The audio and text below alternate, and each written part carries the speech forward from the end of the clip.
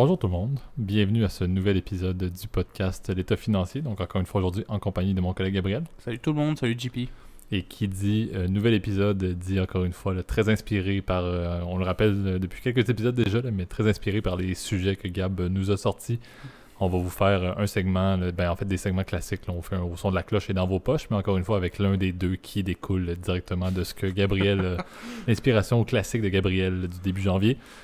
Donc avant toute chose et avant d'entamer dans le vif du sujet, là, je vais te laisser Gab faire le petit disclaimer classique du début d'épisode. Oui, et puis c'est toujours une piqûre de rappel aussi pour les nouveaux entrants, hein, les nouveaux auditeurs. On envoie chaque semaine de nouveaux, alors on vous souhaite la bienvenue avant tout. Oui, donc comme tu l'as bien mentionné JP, n'oubliez pas tout ce qu'on parle dans le podcast L'État financier, ça n'implique que nous, dans le sens où tout ce qu'on va parler aujourd'hui, il s'agit que de notre opinion personnelle, il ne s'agit pas de recommandations officielles de placement. Moi, je vous invite toujours à prendre contact avec un expert, que ce soit un conseiller financier, un comptable, un fiscaliste, etc. Quelqu'un qui est autorisé et qui a les compétences, effectivement, de pouvoir vous émettre des recommandations, pour le coup, qui sont adaptées à votre profil personnel. Voilà. Parfait. Donc, partons en force avec le segment au son de la cloche.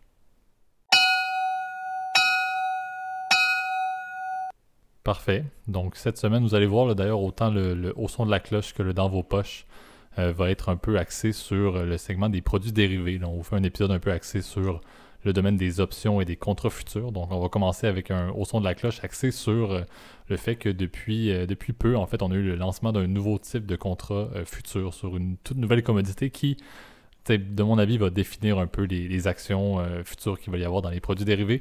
C'était quelque chose qu'on blaguait, je crois, à l'époque, Gab, lorsqu'on était aux études, là, un peu là, de dire plusieurs commodités comme l'or, le fer, et puis toutes les commodités également naturelles, même les bovins sont maintenant tradés là, sur, entre autres, le Chicago Mercantile Exchange. En gros, la bourse de Chicago, le CME. Qui est la plus grande bourse, en fait, pour nos auditeurs. La plus grande bourse, en fait, c'est ça, de matières premières, et puis la plupart des matières premières de nos jours ne sont pas échangées évidemment sur le comptant, c'est-à-dire genre, vous n'allez pas livrer des bovins à Chicago, là, je veux dire, sinon ce serait un peu le bordel, mais en fait ce sont des produits dont la valeur est dérivée du prix en fait de ces matières premières ou de ces par exemple les fameux bovins. Et JP, je te laisse introduire donc du coup la fameuse matière auquel on veut parler aujourd'hui. Effectivement, et ça touche beaucoup en fait le Canada, là, qui est notre pays de résidence, là, mais effectivement, l'eau est officiellement maintenant transigée comme contrat futur, comme en fait underlying, là, ou comme commodité sur des contrats futurs. Donc, d'une certaine manière, les grands tabloïds financiers avaient annoncé, là, si je ne me trompe pas, vers la fin de l'année 2020, là, le fait que effectivement, le Wall Street était officiellement lancé dans le trading de l'eau, qui, encore une fois, et si on le rappelle, je crois qu'on avait fait des épisodes sur les contrats futurs, mais c'est très rare, en fait, que la finalité de ces contrats-là est pour l'obtention de la commodité. C'est davantage pour des fins spéculatives et de transactions, et même de hedging jusqu'à une certaine mesure. C'est ça, c'est des outils, comme on l'avait déjà dit, je pense, dans un épisode, justement, sur les contrats et des produits dérivés. N'oubliez pas, ce sont des instruments aussi qui servent principalement à de la gestion de risque.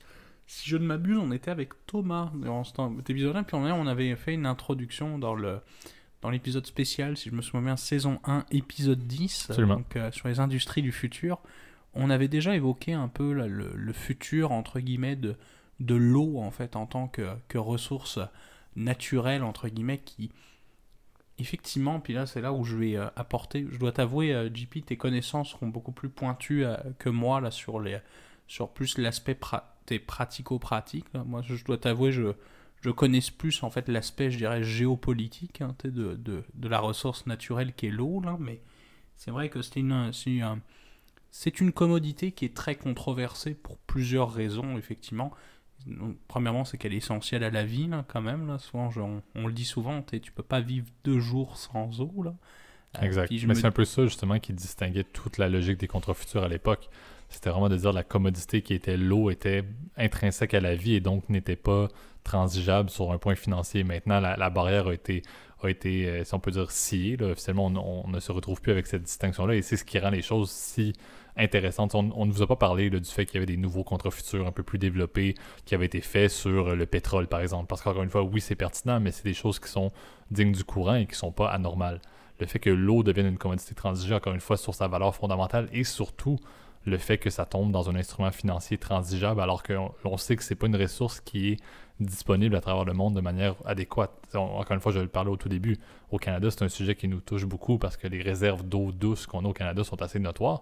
Mais encore une fois, c'est de dire, mais là, on transige sur quelque chose qui est en grand manque, en fait, surtout en Afrique subsaharienne, mais également au niveau de la Californie, qui reste quand même dans un pays développé, mais qui ont des besoins criants liés à des sécheresses majeures. Oui, donc, c'est là que c'est une ressource un peu curieuse à être transigée. Là. Oui, et puis même on parle aujourd'hui de plus en plus, effectivement, encore une fois, dans un contexte géopolitique mondial, entre guillemets, de nouvelles guerres froides ou de conflits de néo-puissance. On parle beaucoup de la fameuse, comment dire, guerre de l'eau, là, fondamentalement, à tes souhaits. Mais disons que l'eau, entre guillemets, devient source de tension. Tu l'as bien mentionné, JP. La Californie, c'est un excellent exemple. La Californie, vous connaissez tous, c'est un État américain, donc c'est celui qui est le plus à l'ouest des États-Unis sur la portion continentale. Et c'est vrai que c'est un État, entre guillemets, qui est bordé par le fameux fleuve Colorado, là, qui prend source dans les Rocheuses et jette, si je me souviens bien, en fait, au Mexique, donc juste au sud, en fait, de la frontière mexicano-américaine. Et c'est vrai que le débit de l'eau, avec les barrages, etc., a tendance à se réduire, effectivement, puis la consommation en eau explose. Je me souviens, Thomas nous avait parlé, effectivement, des fameuses fermes d'amandes, là, qui consommaient beaucoup d'eau, effectivement, qui était un bon tracker, justement, sur la valeur de l'eau. Effectivement, c'est sûr que la surconsommation des grandes villes comme Los Angeles, qui sont des mégalopoles que toi, tu as pu visiter, je t'avoue, pas encore, ou Las Vegas, par exemple, qui sont des villes avec une expansion assez importante. Je pense aussi à Phoenix, etc., qui sont des aires, entre guillemets, urbaines, beaucoup plus, qui sont vraiment en croissance. Et c'est vrai que ça pose des problèmes, surtout, pour le coup, en aval, puisque les villes mexicaines, par exemple, de Tijuana, qui sont plus au sud, en tout cas, de la frontière américaine, se retrouvent sans eau, étant donné que, pareil, il y a de l'agriculture extensive, de l'agriculture hors sol, là, qui se développe beaucoup. Bref, ça crée beaucoup de tensions. Le même constat il pourrait être appliqué effectivement dans d'autres régions. Moi, je pense surtout au Kazakhstan. On a parlé de la fameuse disparition de la mer d'Aral. Oui. C'est pareil, des endroits où justement ces tensions de l'eau se font noter là, de plus en plus. Exactement. Et puis, on l'a mentionné, le fondement même de la création du contrat n'était pas forcément le fait de faire de la spéculation sur la commodité qui est l'eau. Le fait que le 7 décembre 2020, pour être exact, là, c'est effectivement le groupe, on l'a dit, là, c'est le CME qui a hébergé, si on peut dire, ce contrat ou les transactions sur ce contrat futur-là. Mais ça a été développé en fait par une compagnie là, britannique. Là, c'est Veles Water officiellement qui a fait le développement de ce contrat-là, donc qui a fait l'ingénierie financière derrière le développement du contrat qui suivait effectivement le prix de l'eau douce en Californie, pour être très précis. Là, c'est littéralement l'eau douce Californie qui était suivie, un peu comme on le fait avec les barils du pétrole. Les barils du pétrole sont sous deux références, donc sous deux suivis de prix, si on peut dire. Un qui est basé en Angleterre, si je ne me trompe pas, et un qui est basé aux États-Unis. Donc c'est un peu la même logique. Le Brent et le WTI, exactement, sont les plus connus. Donc ils ont développé un peu la même logique pour l'instant avec un seul contrat qui est fonction du cours de l'eau en Californie. Et effectivement, le but derrière ça à la base était de donner la possibilité, surtout aux agriculteurs, comme tu l'as mentionné, de pouvoir, si on peut dire, éviter d'avoir un risque sur la fluctuation du prix de l'eau pour leurs opérations. Encore une fois, c'est un peu la logique des contrats futurs. C'est beaucoup fondé sur, oui, des bonnes intentions, entre guillemets. C'est ce qui va être mis de l'avant. Le fait de dire, OK, mais parfait, des producteurs de fermes d'amandes, par exemple, ou des personnes qui font de l'agriculture et qui ont besoin d'eau vont pouvoir acheter des positions, donc acheter des positions acheteuses sur un contrat futur qui va leur permettre... À l'avance, en fait. Ils vont pouvoir réserver à l'avance un prix. C'est ça exactement. Le but de base. Mais la réalité derrière ça, et c'est ce qui fait en sorte qu'on voulait en parler dans l'épisode d'aujourd'hui, c'est que la finalité, c'est que Wall Street maintenant peut transiger sur le cours de l'eau. C'est littéralement le fondement même qui est maintenant une ressource qui est vitale, devient transigeable, et le plus gros volume de transactions sur ces contrats-là n'est pas fait par des agriculteurs californiens. C'est fait par des firmes d'investissement de Wall Street surtout, et c'est là le grand débat, et c'est là la grande transition, c'est jusqu'où ça peut arrêter. Les commodités, encore une fois, qui étaient les énergies non renouvelables et les métaux étaient déjà transigeables, ça c'est un acquis. Mais quelles vont être les prochaines commodités si on commence à aller dans les éléments vitaux? On sait qu'on parlait les bovins, le blé, etc. Mais jusqu'à quel point est-ce que les ressources d'alimentation vitale peuvent tomber sous la structure des contrats dérivés et des contrats futurs? C'est ce qui va être intéressant à suivre. plusieurs personnes l'ont vu effectivement là, comme étant, encore une fois, c'est tout à fait logique, là, il y avait des opposants et des personnes qui étaient en faveur. Le monde boursier était plutôt en faveur, encore une fois, parce que les fluctuations du cours de l'eau, en fait, va devenir tellement importante, dû au fait qu'il y a, encore une fois, des abondances dans certains pays et des sécheresses massives dans d'autres, que la fluctuation va faire en sorte que les transactions, que le day trade, si on peut dire, sur ces contrats-là va être pertinent. Si c'était un cours qui était hyper tranquille, c'est sûr que le fait de transiger des futurs n'allait pas vraiment permettre de faire beaucoup d'argent à court terme. Par contre, là, le fait que c'est très volatile, il y a plusieurs personnes qui ont vu de très belles opportunités d'investissement dans le temps et c'est ce qui rend les choses si intéressantes et si curieuses dans cette innovation-là. Et puis c'est vrai que, comment dire, pour revenir un peu ça, sur l'aspect, tu l'as bien mentionné, JP, c'est que de la contestation, c'est vrai que la contestation s'est faite surtout dans les milieux, on va dire, entre guillemets, altermondialistes, en fait, fondamentalement, dans des ONG, etc. C'est vrai que ce sont des mouvements qui sont apparus, par exemple, en Amérique du Sud, où la privatisation de l'eau était déjà un sujet très épineux. Après, ce sont des sujets qui sont aussi arrivés aux États-Unis aussi, donc notre sujet d'aujourd'hui. Par exemple, une compagnie comme Nestlé Waters, qui est le premier producteur d'eau minérale, en fait, d'eau en bouteille aux États-Unis, c'est sûr que souvent ils ont tendance effectivement à venir dans des sources, en fait, dans des sources qui sont des biens publics. Et là, j'en reviens plus à c'est pour ça que cet épisode d'aujourd'hui pourrait même être considéré un peu comme l'instant économie. Ça en soi, c'est un espèce de bien public qui est censé s'offrir à tous. Puis comment dire, c'est vrai que cette notion effectivement de pouvoir s'approprier d'une ressource naturelle pour en faire une marge, entre guillemets, faire de l'argent dessus, et faire beaucoup d'argent, parce que c'est vrai que souvent une usine, par exemple, j'avais le souvenir justement de notre bon ami Wendover Productions. Absolument, qui est toujours une inspiration pour nous, effectivement, voilà. Dans plusieurs épisodes qu'on fait. Ouais. Voilà, et je pense je me souviens, il avait fait un épisode justement où il disait que où Nestlé payait comme 10 000 $ par année la source, en fait, à la ville ou à l'État en question. Et eux, évidemment, ils vendaient la bouteille à le litre et demi, à peu près à, je sais plus, c'était 2 $ à peu près. Absolument, à partir d'un embouteillage en aqueduc, en aqueduc municipal. Donc tu te dis, bon, la marge là-dessus est monstrueuse, je veux dire, parce que en vrai, il y a juste une transformation qui est faite, une transformation quand même de purification de l'eau, mais la valeur ajoutée de Nestlé est très faible.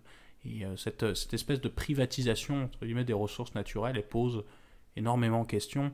On en a parlé, là, donc du coup, effectivement, même, par exemple, où des fonds souverains très puissants, comme par exemple en Arabie Saoudite ou en Israël, s'amusent à dessaler de l'eau de mer pour pouvoir... Donc vous voyez vraiment tous les enjeux, entre guillemets, de cette ressource qui, entre guillemets, est nécessaire à la vie. Et c'est cette raison-là pour laquelle de nombreux mouvements altermondialistes, effectivement, ou d'ONG, comment dire, qu'on ne citera pas, je pense que vous les reconnaîtrez tous, là, qui, comment dire, effectivement, sont plutôt opposés, effectivement, à cette financiarisation, effectivement, d'une ressource qui est essentielle pour Exactement. Puis, pour même renchérir un peu sur ce que tu mentionnes, certaines personnes ont été assez claires sur le fait que même pour les personnes qui sont supposées être les bénéficiaires de ce genre de contrat-là, on parlait des agriculteurs, ceux qui ont été ciblés comme étant les personnes qui allaient bénéficier et la raison derrière toute l'analyse et l'ingénierie financière faite par la fameuse compagnie là, britannique qui a lancé ce contrat-là. Reste que plusieurs personnes ont dit le fait de pouvoir se protéger, s'assurer ou se hedger, en bon terme anglais, sur le cours du prix de l'eau pour les agriculteurs fait en sorte que ça ne vient pas respecter le fondement même de l'utilisation de l'eau qui est, ça va pas les favoriser ou les intéresser à protéger ou à faire attention à leurs ressources. Ça va pas les protéger ou les encourager à dire je vais utiliser moins d'eau. T'sais. Donc les bonnes tangentes qu'on va avoir dans des pays qui ont avantage à avoir des ressources d'eau douce qui sont suffisantes ne vont pas être développées par ce contrat-là. Parce que si moi je serais capable d'être un agriculteur en Californie, de protéger mon cours, est-ce que je vais commencer à décider de prendre moins de millilitres ou de litres d'eau pour mon agriculture? Non, parce que je suis capable d'obtenir des prix qui sont raisonnables. Donc ça vient encore une fois montrer que l'aspect commercial va toujours être valorisé et que si ces contrats-là avaient pu être mis en place dans le but de favoriser, si on peut dire, la consommation limitée ou le fait d'être raisonnable dans la consommation d'eau, peu importe à travers le monde, mais dans le contexte présent, c'est très l'Amérique du Nord qui est ciblée par ces contrats-là, aurait été adéquat. Mais le fait, c'est que ça fait tout le contraire. Ça permet de protéger le côté commercial de personnes, d'agriculteurs et aussi de bénéficier, encore une fois, des firmes d'investissement à Wall Street. Mais aussi, ça vient complètement contrecarrer le fait que ce qu'on doit faire, c'est mieux utiliser notre eau. ce qui n'est pas du tout favorisé par ce genre de contrat-là. Donc, c'est un peu le débat, encore une fois, qui, on ne veut pas prendre position nécessairement parce que, encore une fois, on est des personnes qui s'intéressent beaucoup à la finance et le fait d'avoir une nouvelle avenue dans le domaine financier, un nouveau contrat tout neuf d'une certaine manière, et Thomas aurait été ici un grand fan de l'ingénierie financière, aurait bien apprécié ce genre de contrat-là, de la nouveauté et de la réflexion dans la création de produits un peu plus atypiques et un peu plus exotiques. C'est intéressant d'une certaine manière. Puis, c'est l'évolution de la finance. Exactement. Puis le fait que ça existe, ça veut dire qu'il y a une demande, il y a un marché, fondamentalement. J'ai, tendance en économie, de mon point de vue économique, à considérer que s'il y a quelque chose qui existe, ça veut dire qu'effectivement, il y aura toujours un acheteur, effectivement. Ou c'est sûr que dans le cas d'un contrat, c'est plus des acheteurs et des vendeurs, des positions longues ou des positions courtes. Et je sais que ça veut dire qu'il y aura un marché fondamentalement pour de la liquidité et puis pour de la recherche, de la recherche de transactions sur ce genre d'instruments financiers. La même chose est applicable sur tous les marchés dans le monde. Pourquoi, par exemple, on rigolait l'autre fois avec les hand spinners, ça avait décollé il y a 2-3 ans, c'est parce qu'il y avait un marché pour ça. Il y avait effectivement, tu avais quelqu'un qui, un marché d'enfants, illimité, qui était prêt à acheter ça pour impressionner à la cour de récré. C'est vraiment ça. Et l'idée, moi je dirais, puis le but encore une fois, je trouve que tu l'as bien mentionné, JP, c'est pas d'avoir une opinion critique ou positive. Vous l'avez vu, c'est sûr que mes connaissances pour le coup sont un peu plus limitées spécifiquement là, sur ce contrat-là. Mais l'idée, c'est de se poser aussi des réflexions d'un point de vue géopolitique, d'un point de vue économique, d'un point de vue financier. Est-ce que toutes ces parties prenantes, elles sont capables de s'entendre pour favoriser un marché intègre, une utilisation responsable évidemment des ressources, sans pour autant qu'on impose des quotas qui sont d'un point de vue économique, qui sont néfastes. C'est sûr, d'un point de vue néfaste, si on s'intéresse plus aux théories de base d'économie, c'est souvent assez néfaste. Exactement, et de faire attention aussi à ne pas juste faire des transactions sur une ressource dans des pays où on a l'abondance. Je ne crois pas que ce genre de contrat-là aurait été développé dans des pays qui auraient une sécheresse, parce que l'eau a une valeur ajoutée tellement énorme pour la vie de ces personnes-là qu'on dirait que c'est facile dans le contexte nord-américain de dire on va développer un contrat là-dessus, parce qu'au final, est-ce qu'on va être capable de prendre notre douche, de brosser nos dents puis de laver notre vaisselle le soir? Absolument. On n'est pas nécessairement... on dirait que c'est facile de dire on va transiger financièrement sur ce genre de ressources-là, mais qu'au final, on est en abondance, donc ça ne nous cause pas grand-chose si on en manque ou non. Mais au final, ça fait partie de notre quotidien en même temps que je continue à transiger sur de l'or, de l'argent et du cuivre et du pétrole. Donc c'est vraiment, encore une fois, c'est arrivé au courant du mois de décembre, donc on a retardé un petit peu le fait d'en parler. Mais c'est un sujet que moi je trouvais particulièrement intéressant parce qu'encore une fois, on dirait que je blaguais là-dessus en disant que c'était une ressource qui n'avait jamais été touchée au niveau des contrats futurs. Puis ça avait été tombé dans la liste des sujets subitement. J'avais eu cette... Donc c'est ce qui rend les choses un peu intéressantes de dire ça nous prend un peu de réflexion là-dessus. Et encore une fois, c'est quelque chose qui est très intéressant et que s'il y a plusieurs jeunes pros, jeunes étudiants en finance qui nous écoutent, c'est exactement ça. L'ingénierie financière, c'est l'avenir de la finance dans bien des points. On a parlé du développement durable, encore une fois, dans un épisode passé. C'est le fondement même de l'avenir, donc c'est positif d'avoir de la réflexion et d'innover sur des produits. Encore une fois, jusqu'à quel point est-ce qu'on peut ne pas nécessairement y réfléchir en termes moraux, c'est là que la question se pose et c'est là-dessus qu'on vous laisse encore une fois faire vos propres réflexions et encore une fois de nous revenir si vous avez des questions là-dessus. C'est le genre de sujet qu'on aimerait parler à l'avenir et encore une fois de réinviter les Thomas. Oui, puis qui peuvent être débattus aussi en commentaire aussi si jamais vous avez des points que vous souhaitez apporter. Moi, la seule conclusion que je donnerais à ce segment, c'est faites attention à votre consommation d'eau. Je veux dire, des petits gestes de tous les jours, c'est bête, mais pas de laisser couvrir.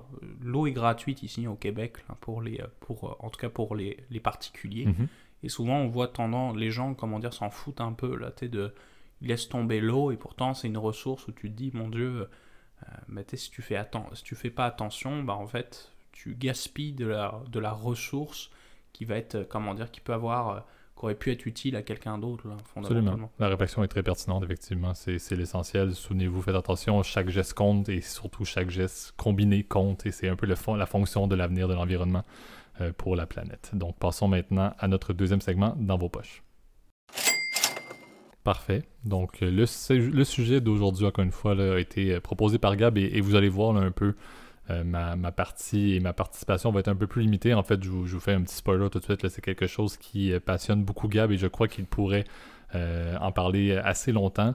Encore une fois, petit nouveau, peut-être second disclaimer de l'épisode, là, ça va peut-être être une partie un peu plus technique. Oui, ça va être plus technique. Mais qui est digne de mention, surtout encore une fois dans le fait qu'on voulait vous faire un épisode sur les produits dérivés, donc on parle un peu plus à ce moment-ci des options. Mais les fameuses lettres grecques dans un portfolio est quelque chose qui, encore une fois, pour peut-être le commun des investisseurs là, en termes personnels, va peut-être être moins important, mais qui, encore une fois, pour les personnes qui étudient, qui travaillent en finance ou qui s'intéressent à la finance, est un peu quelque chose qu'on ne peut pas passer à côté lorsqu'on parle de produits dérivés. Et encore une fois, on est chanceux, là, le podcast que je fais avec Gab couramment et inclut Gab, comme toujours, mais qui est aussi un grand passionné de ce sujet. Donc, on a convenu d'essayer de rester dans à la surface un peu du concept. On va regarder bien évidemment avec votre rétroaction et un peu vos retours là, pour voir est-ce qu'on fait un épisode 2 un petit peu plus poussé, un petit peu plus deep. Mais c'est quelque chose qui peut aller très loin effectivement et qui est effectivement très passionnant. Moi peut-être un peu moins encore une fois là, dans ce que je fais dans mes études et dans mon day-to-day. Là, ça me passionne pas particulièrement. Là, donc le sujet est un peu digne de Gab. Donc je vais te laisser la parole et je vais intervenir par-ci par-là. Mais effectivement je te laisse la place complète. Je voulais comment dire effectivement plus vous parler pour le coup là, des fameuses lettres grecques. C'est vrai qu'on en entend... de temps en temps parler. Effectivement, c'est sûr que c'est un sujet qui est un peu plus technique. En finance, on utilise pour beaucoup en fait d'actifs ou de produits financiers, effectivement, des lettres. Alors, ces fameuses lettres, il y en a, je vais vous les énumérer, là, elles sont assez simples. Alpha, bêta, sigma. Vous avez aussi delta, gamma, theta, vega. Je pense que j'ai fait le tour, effectivement.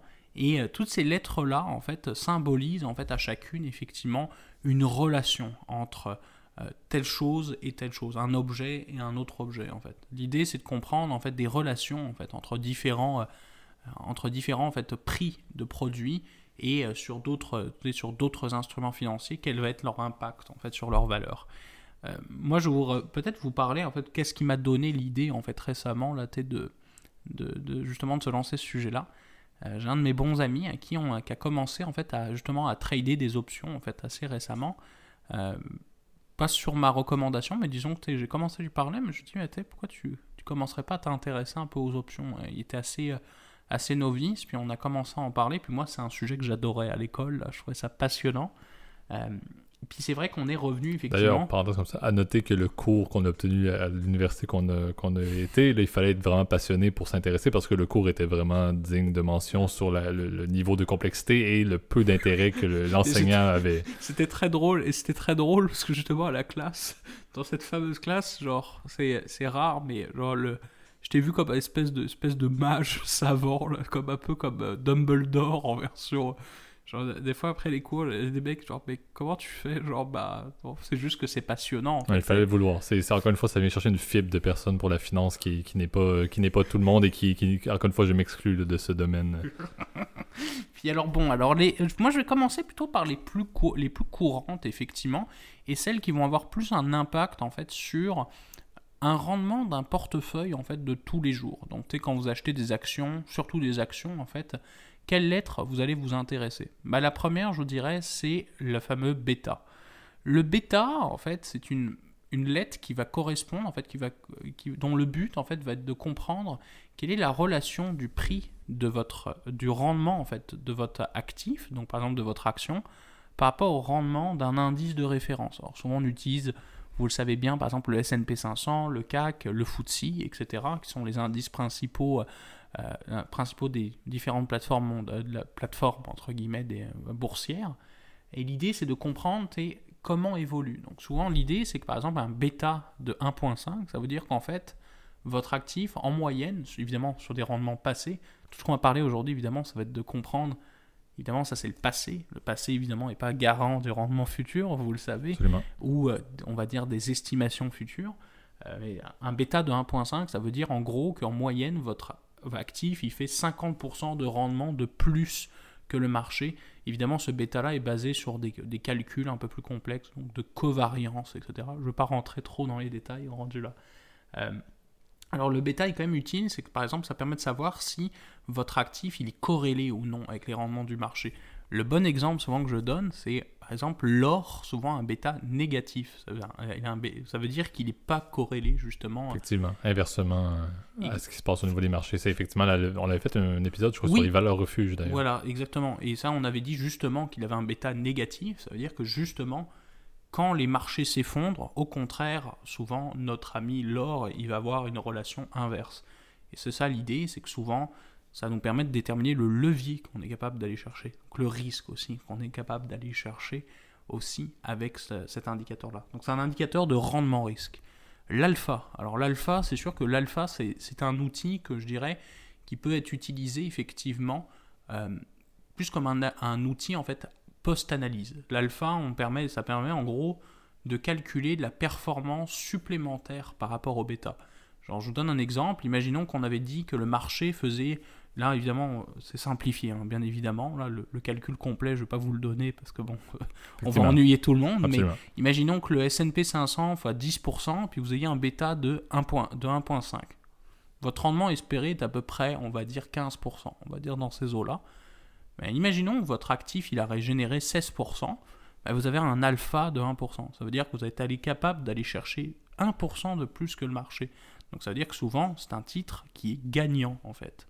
Donc l'alpha, souvent, permet d'aller chercher, c'est sur quoi sont évalués justement les gestionnaires de portefeuille. Toi, JP, qui travaille, puis on a nos bons amis qui travaillent dans des grandes firmes d'investissement, c'est ce qu'ils recherchent. L'alpha, c'est le talent je cite un de mes très bons mentors, c'est le talent du gestionnaire, fondamentalement. Absolument. C'est la valeur ajoutée d'investir, non pas par soi-même dans quelque chose qui réplique un indice, mais de faire des investissements avec une gestion de portefeuille active. Là. Le sigma, alors le sigma, effectivement, ça c'est le risque total de votre portefeuille. Plus votre sigma est élevé, plus ça veut dire qu'il est risqué de manière historique. C'est intimement lié, effectivement, au bêta, etc. Donc je vais y passer rapidement. Et là, on va s'intéresser maintenant aux options, parce que c'est justement ça. Parce que là, on va essayer de comprendre, effectivement, à partir des prix des actions, on va essayer de comprendre comment évolue, en fait, l'action, en fait, va évoluer, la valeur d'une option. On se souvient, une option, en fait, elle va dépendre de plusieurs facteurs au niveau de sa valeur. Si tu te souviens de JP, essentiellement, c'est la valeur de ton actif à la date T0, donc en date d'aujourd'hui, ce qu'on appelle le spot price en anglais, ce qu'on appelle le prix d'exercice, c'est-à-dire le prix auquel vous allez lever l'option. Strike en anglais. Le strike price, exactement. La valeur, en fait, le temps qui reste jusqu'à échéance de votre contrat, la volatilité estimée de votre portfolio, et un point qui est hyper important, le rendement aussi prévu des zéro coupons. Donc souvent le rendement, ce qu'on appelle sans risque. Ça, c'est un élément qui est aussi utilisé. Et à chaque fois, on va essayer sur chacune de ces variables de s'intéresser, c'est quoi l'évolution. Donc souvent, quand on parle effectivement par exemple d'une option d'achat, là, la première chose qu'on va savoir, c'est comment évolue l'option d'achat par rapport à la valeur, par exemple, du prix de l'action, donc le fameux spot price qu'on s'est parlé. Okay. L'idée, c'est qu'on va utiliser une valeur qui s'appelle le delta. Et le delta, pour une option d'achat, en l'occurrence, il est toujours positif. C'est-à-dire que, évidemment, plus votre prix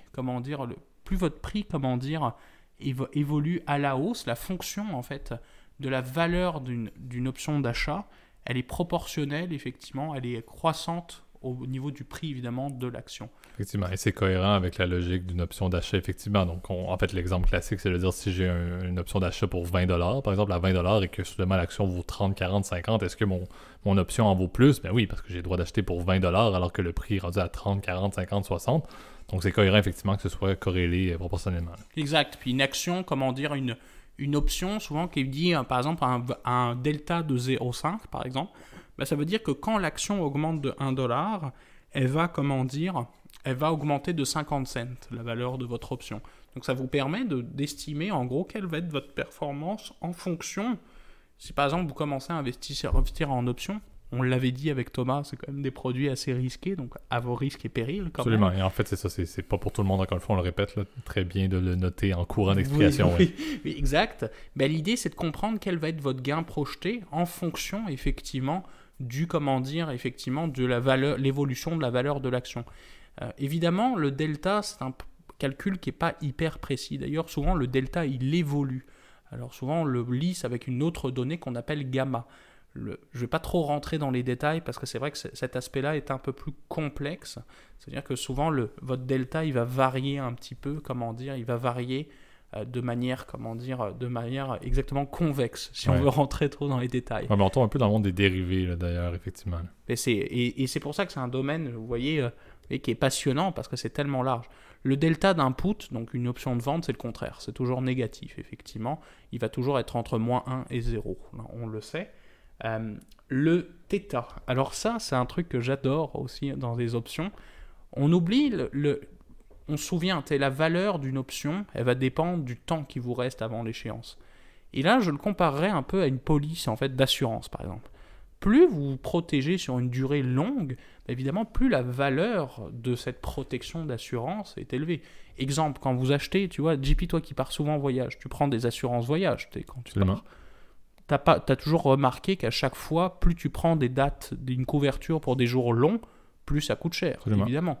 Ce qui est normal, parce que l'assureur, il va dire, bon, bah, t'es plus risqué, t'es plus sujet de te choper une grippe à Cuba pendant une période d'1 an que dans une période de 2 jours. Donc c'est fondamentalement des probabilités, en fait.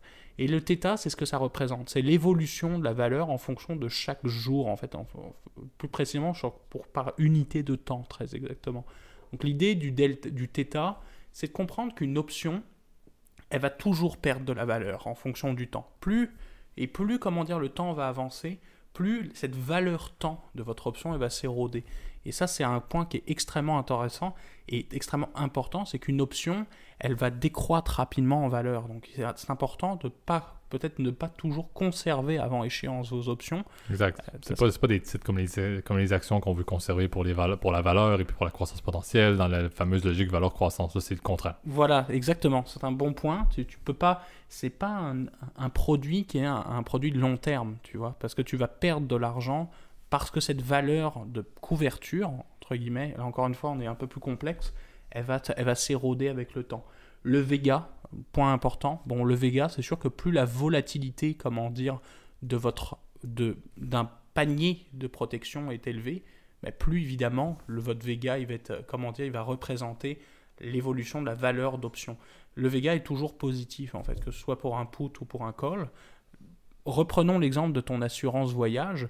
Si tu vas dans une zone où il y a de la malaria, c'est sûr que tu risques d'être beaucoup plus malade. Donc, évidemment, l'assureur, encore une fois, pour ton assurance voyage, elle va te demander un coût plus cher, bien évidemment. C'est ce qu'on d'exprimer avec le Vega. Il y a l'euro aussi, donc pour les rendements. Mais là, par exemple, ce sera peut-être pour un prochain épisode. Exactement. Vous voyez que c'est très technique, encore Absolument, une fois. mais c'est très bonne comparaison. Et puis aussi, encore une fois, c'était une manière de définir un modèle qu'on n'a pas nommé, que tu n'as pas nommé du tout, qui est le fameux modèle de Black & Scholes, qu'on vous invite à lire un peu là-dessus, encore une fois, pour voir un peu les formules que tu parlais, qu'on s'est évité aujourd'hui, là, en parlant plus des composantes des formules, mais encore une fois, qui est intéressant et qui, encore une fois, là, ne va peut-être toucher que 15% des fanatiques de finance. Encore une fois, c'est peut-être une estimation de ce que j'en comprends de mes collègues et amis de finance. Il n'y a pas beaucoup de personnes qui ont la même passion pour ça que Gab. Mais encore une fois, c'était un peu ça le but aujourd'hui de l'épisode, c'était d'être très, très en surface, encore une fois, de vous donner, et c'était bien fait là, par des comparables également en dehors du monde financier. Voilà, et pour vous dire en gros que le milieu des dérivés, effectivement, peut être considéré, vous pouvez vous donner des référentiels très réels, et je trouve que l'histoire de l'assurance voyage, c'est un bon point. On aurait pu faire une comparaison avec la franchise, par exemple. Le prix d'exercice, c'est une franchise fondamentalement.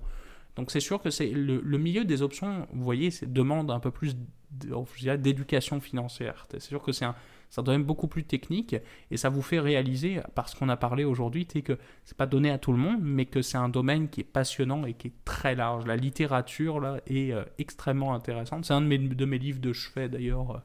Le bouquin là, que je pense que personne n'a lu là, dans le fameux cours. Absolument, puis tu le mentionnes également, là, je crois que c'est probablement le genre d'investissement qui implique le plus de compréhension et d'études préalables avant de se lancer dans ce genre de domaine-là, parce que le droit à l'erreur est minime dans le monde des produits dérivés, dans le monde des options. Donc effectivement, là, si ça vous intéresse, commencez par bien comprendre et par bien lire et par bien poser vos questions à des professionnels avant de vous lancer là-dedans, parce qu'encore une fois, très compliqué comme domaine, c'est pas seulement obtenir une part dans une compagnie classique comme est une bonne vieille équité, comme est une bonne vieille action. Donc, sur ce, c'est ce qui termine l'épisode d'aujourd'hui. Donc, très intéressant, encore une fois, là, très axé produits dérivés. Là, on est, encore une fois, un peu des amateurs, le généraliste de la finance et surtout des nouvelles actualités et des scandales. Mais c'était un épisode un peu intéressant de parler de technique, en fait, plus technique. Absolument. Vous nous direz ce que vous en avez pensé. Si vous souhaitez avoir du contenu aussi, parfois un peu plus complexe, moi, ça me fait plaisir. Vous voyez, on a parlé de sujets plus complexes ou même par exemple, aujourd'hui, de l'eau, etc., de produits dérivés justement sur l'eau. C'est des trucs auxquels nous, personnellement, on s'intéresse et on se parle en privé. Donc, si c'est des choses, et puis vous avez des questions, vous avez des commentaires à ajouter, n'hésitez pas à les mentionner. JP, quelles recommandations tu pourrais faire à nos abonnés de toujours faire? Effectivement, abonnez-vous encore une fois, commentez, c'est toujours c'est une bonne partie de ce qu'on utilise encore une fois pour assurer la qualité de nos épisodes. Donc mettez des pouces, mettez des likes en anglais. Je lui fais le signe en ce moment même. Donc ça aide beaucoup effectivement. Donc encore une fois, on est très surpris et très appréciatif là, de la quantité d'écoute qu'on a courante à chaque semaine. Donc ça nous motive beaucoup et comme je dis, c'est parti depuis juin, je crois, 2020 déjà. Ça fait plus de 6 mois qu'on a pensé à cette idée-là, encore une fois en temps de pandémie, là, surtout pour se faire un passe-temps, mais qui maintenant devient vraiment une belle passion et un bel intérêt là, à vous fournir du beau contenu à chaque semaine. Donc n'hésitez pas encore une fois à commenter, c'est aussi une belle manière à poser vos questions, etc. Absolument. Et ça nous fera plaisir de pouvoir y répondre. Moi, je vous souhaite une bonne semaine. Bonne semaine tout le monde. Salut. Au revoir.